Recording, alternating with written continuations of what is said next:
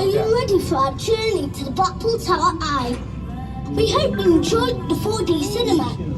Hold on tight as we blast off to a height of 380 feet in just 69 seconds, passing through 2,593 tons of metal.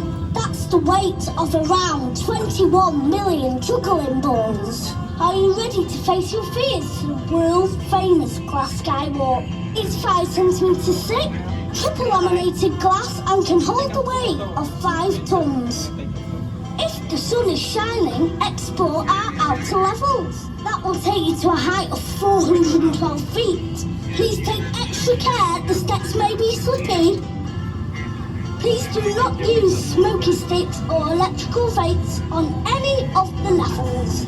If you have any questions during your visit, just find one of the team members who will be able to help with any questions and show you the way back down via our 6,000 steps. Only joking. We hope you enjoy your time here at the Blackpool Tower Eye. Aye. It looks like there's nothing there.